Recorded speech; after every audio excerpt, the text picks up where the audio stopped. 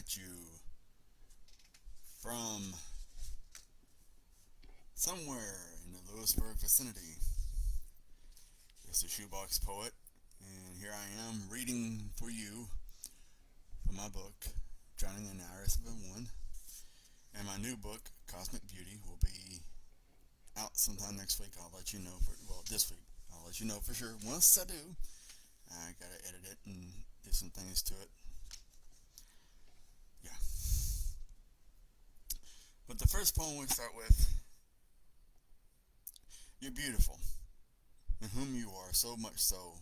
Women would kill to have your curves, because they're the definition of a sculpture of a goddess. Those stretch marks, there are things some women long for and bring their life into the world, and understand the meaning of being a mother, the beauty of your spirit cloaked in the magic of love.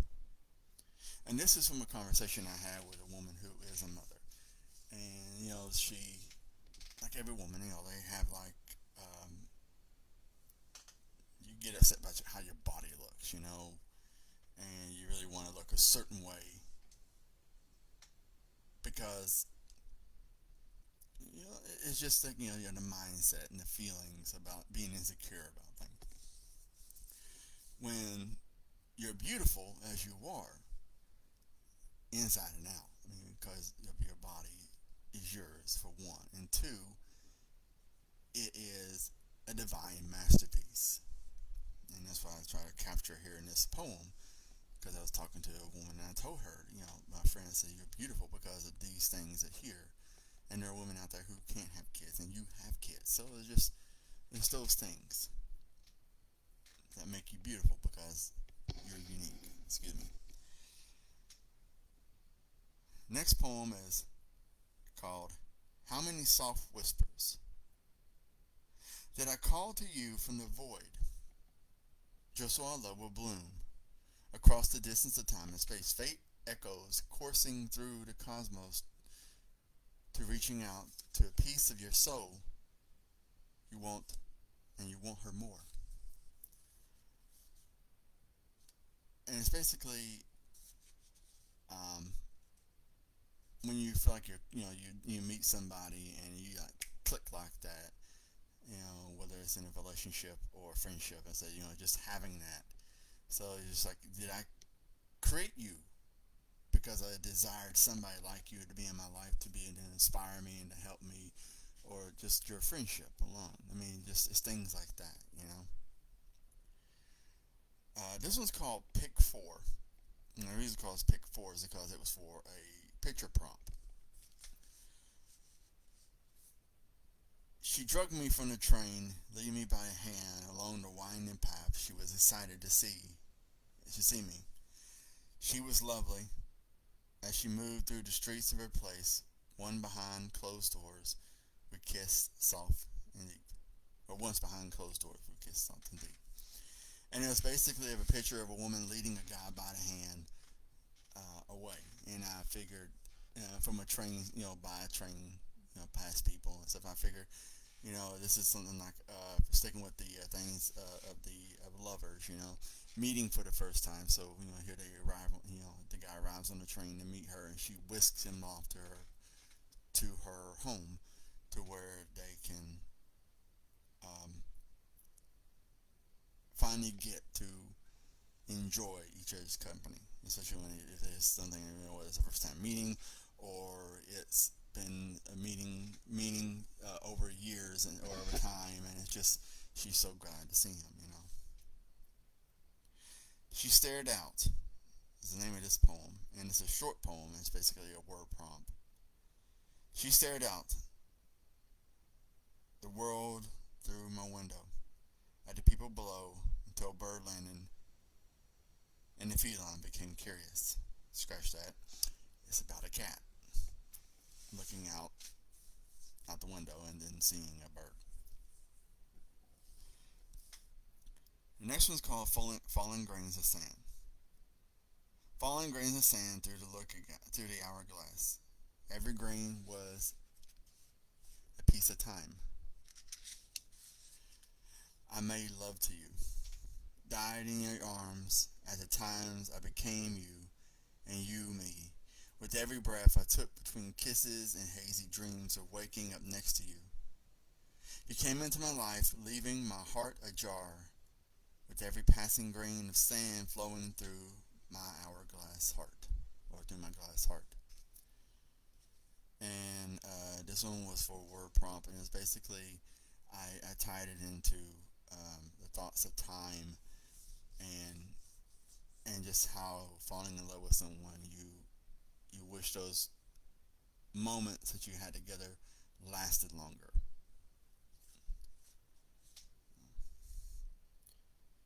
This one's called, this next poem is called You Call It an Illness. You call it an illness. I call it my reality. When it comes to my mental health, from the prescriptions I take to balance the pain inside, from the words echoing through my mind, the drugs I take to help me react and think in a world that dismisses me. Even when I act normal, it's a constant thing to find my worth within myself, even if the world may not show me I deserve so much more. You give me drugs, the right chemicals, and the swirl around my brain, sometimes silencing the only voice of reason plays out. The unnormal things which cloud my head, thoughts of sex, money, fun, and poetry. When my thoughts run dry, thoughts, dreams, and loves, then the dam breaks. When the drugs' effect end, and I have to face the raging monster of anxiety and depression alone. And that's basically, for me, even though I'm not, I don't have any medical issues. I mean, I have some depression, some anxiety, but not as bad as they were when after my mom passed.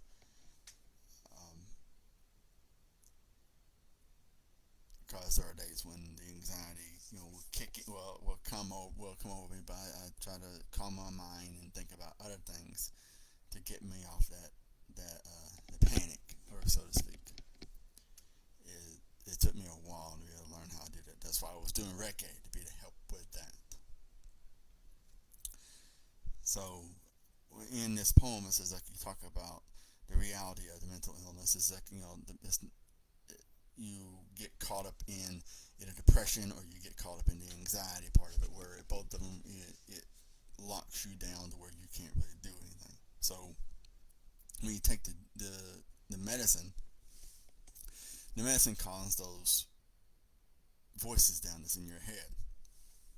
The negative thoughts, the anxiety, the issues, the things you in depression, and it kind of calms you down, but you lose that creative side of things from time to time because of those creative things are shut down by the medicine. So you leave that. It is what it is.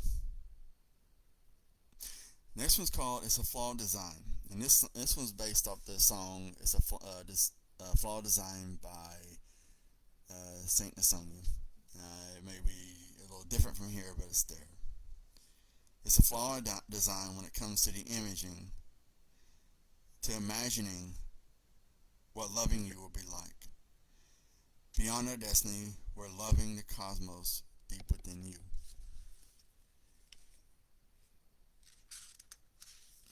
And you will love somebody. I mean, you love every thought and bit and piece of them.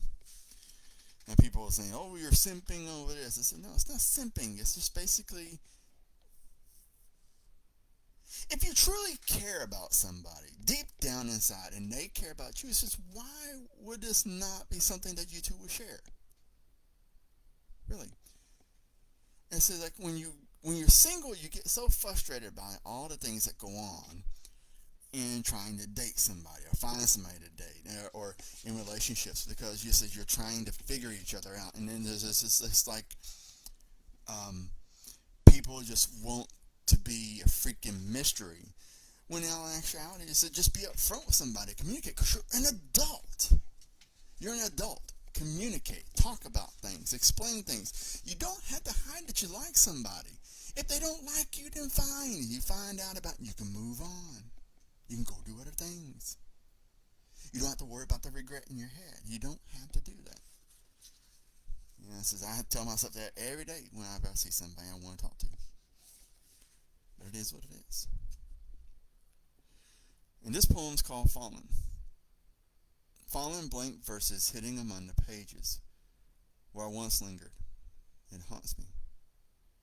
How you turn the pages of my heart with your fingers, listening to every word, every syllable spoken from your velvet lips. The ache of solitude and the things I long to remember about the way your fingers felt, even though the pain I felt when your pen, the words of your touch, soothed the wounds and helped my scars. I regret the taste of solitude as I lay here, dreaming of your face gathering covers, just to imagine you laying next to me. And this is what I'm thinking about. This girl that I was interested in, or that I liked, and I avoided her for a while before I finally asked her out. But during that time, I avoided her, not asking her. I was talking to different people and trying to understand who she was as a person from their perspective. And one person said, you really don't want to dare her because there's so many red flags with her. And it says me and him being a friend, he's just like looking at us like, no man, you really don't want to deal with, you don't want that because of, for one, you're not the person that that I've seen her around and liked. So he said that there are so many other people, there's so many other women you can date, and he said you really don't want to date that. That is chaos wrapped in a dumpster fire, and you really don't want to mess with that. And I asked her out just for shits and giggles, just to find out. Chaos is fun. I used to journal. Is this what this poem is called? I used to journal all the details of my dreams, inscribing dreams, all the crazy things that enter my mind as I slept, and sometimes dreaming of you, while other times it's a jumbled mess of stories, of fears, hopes, and desire, and wanting so much more and feeling defeated. And you wake up feeling defeated, and I wake up feeling defeated because this is like all these different things, and you try to go back and you research what did this mean, because that's, I said, why did this happen, okay, so like, why did I open the door and there was like a blanket of snow on the ground, and I was surprised, and it's like, and then, the different things that come up from that, it's like, oh, it's like if it did this, or if it did this, it means this. It's just a negative, and it's just like I don't really need the more negative on things. It's just so frustrating. So it's just like, screw it. I don't want to write down anything more about dreams, about writing down my dreams. It's like, so last night's dream was like, what the hell? So, but yeah. This next poem is called You're My Secret. You're my secret, lost in the moonlight of kisses from the mountains and the distant peaks, across these oceans just to gaze upon your face for one last time. And this is basically a word prompt about you can use a prompt either in distant or distance, which is the next one here. Hill of Stones. This one called, as far as the eye can see to the distance, and she places stones as she moves on with her life. So basically the girl's going around and dropping stones when she's done with things. And this is another one here. This is same for stones, because I incorporated stones into this one. Scattered a hill of stones, clutching in her hand, before releasing one, skipping across the plane of glass, as ripple dance on the surface. And it's a little bit imagery of a girl collecting stones to be able to skip them across the water. And this will be the last poem. I'm trying to keep these things under 15 minutes. And it's called She Thought. She thought about the new beginning she was anxious to share with him, only let the memory fade. And you ever had one of those times where you thought about something and you wanted to share with somebody and you forget it and it just fade? Or you forget it, slips out the back door? And that's what it was like with her.